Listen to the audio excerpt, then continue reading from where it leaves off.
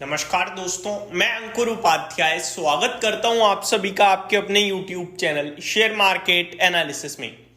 Microsoft और Meta के डर से कल पूरा आईटी क्षेत्र बड़ी गिरावट दिखाते हुए दिखा। आप सभी ने देखा कि आईटी ने बड़ा प्रेशर बनाया निफ्टी पे और उसके बाद एफआईआईज की सेलिंग, एक्सपायरी का प्रेशर, इन सब ने मिलकर बाजार को नेगेटिव ट्रेड में लेके चले गए। अगर मैं इंडेक्स की बात करूं आईटी तो 3% घटकर बंद हुआ है दोस्तों। और स्टॉक्स की बात करूं तो आईटी इंडेक्स में 12 शेयर्स हैं, 12 के 12 नेगेटिव हैं। एक बार छोटा सा अपडेट दे दूं, कोफोर्ज 1.5% नीचे, एचसीएल टेक 4% टूटा है आपके लिए कल, इन्फोसिस में 2.5% की गिरावट, LTI Mindtree 1.5%, LTTS 4%, Mphasis 4.25%, Persistent almost 4.4%, TCS 2.84%, Tech Mahindra 4.5% and Wipro में भी ऑलमोस्ट 2.5% की गिरावट देखने को मिली है। अब आईटी क्षेत्र में अगर इतनी बड़ी गिरावट हो जाए तो बाजार तो नीचे आना बनता है, क्योंकि आईटी का एक बड़ा वेटेज है निफ्टी की बात करूं तो। अब सवाल उठता है कि ये गिरे क्यों थे। तो कल मैंने इस पे एक ओपन मार्केट में वीडियो भी बनाई थी जहां मैंने कहा कि मार्केट कह रहा है कि मेटा और माइक्रोसॉफ्ट खराब कर सकते हैं, जिसकी वजह से आईटी स्टॉक्स पहले ही टूट रहे हैं। अगर मैं बात करूं माइक्रोसॉफ्ट की तो कल 5% घटकर डे लो पे बंद हुआ है, जो कि बिल्कुल अच्छे संकेत नहीं है। एक्चुअली में माइक्रोसॉफ्ट की तरफ से कुछ नंबर्स आए हैं आई थिंक, जिसकी वजह से स्टॉक टूटता हुआ दिखाए। देखते हैं कि Microsoft stock down around 5% as of Thursday afternoon despite reporting solid result in its fiscal 2025 first quarter. It has been, मतलब ये बता रहे हैं नंबर अच्छे हैं उसके बावजूद टूटा है, क्योंकि आगे को लेकर जो डिसअपॉइंटिंग क्लाउड ग्रोथ फॉरकास्ट, यानी कि आगे को लेकर आउटलुक ठीक नहीं है। और आईटी स्टॉक्स में आउटलुक सबसे ज्यादा इंपॉर्टेंट होता है।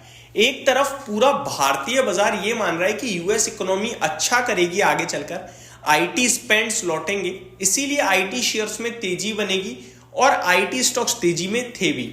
लेकिन यहां अगर माइक्रोसॉफ्ट जैसी बड़ी कंपनी आगे को लेकर चिंतित दिखेगी तो फिर मार्केट तो उसे सीरियसली लेगा ही। इसी के चलते कुछ आईटी स्टॉक्स में बड़ा ब्रेकडाउन भी आया है, मतलब कि टेक्निकल चार्ट्स पे। मेटा की बात करें तो ये भी कल 4% टूटा है दोस्तों, और मेटा में भी गिरावट के पीछे सेम रीजन ही बताया जा रहा है। अब ऐसे में इन्वेस्टर्स क्या करें क्या ना करें।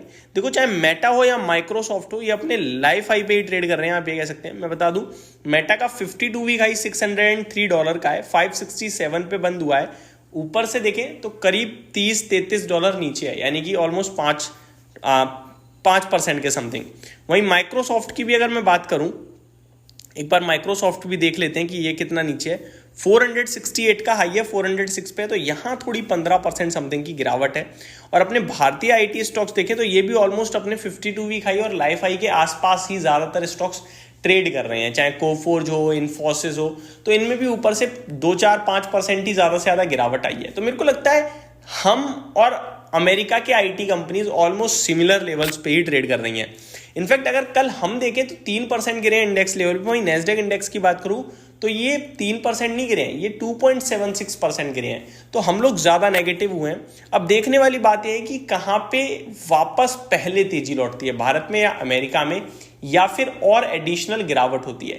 दोस्तों एक चीज क्लियर है, इस बीच में स्टॉक स्पेसिफिक एक्शन ज्यादा रहेगा, क्योंकि मेटा 15% नीचे दिख रहा है, माइक्रोसॉफ्ट 5% नीचे दिख रहा है। सेम कंडीशन भारत में भी है। कोफोर्ज आपके लिए लाइफ हाई पे ही है, ऑलमोस्ट आप कह सकते हो अभी 2 दिन पहले ही लाइफ हाई हिट किया है। विप्रो अपने लाइफ हाई से भी काफी दूर है, 52 वीक हाईज पे है।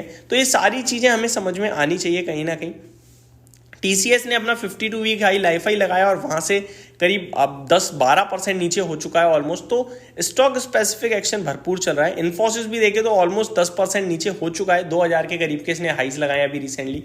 तो अब क्या करना है यहाँ से दोस्तों, वेट करना है आपको थोड़ा सा, और कहीं ना कहीं एक्यूमुलेशन कर सकते हो आप इन स्टॉक्स में, लेकिन व्यू थोड़ा लंबा रखिए। इन केस अमेरिका में ग्रोथ नहीं आती है, स्लो डाउन आता है, तो ये यहां से 10-15% एडिशनल टूट सकते हैं, क्योंकि ये चल चुके हैं।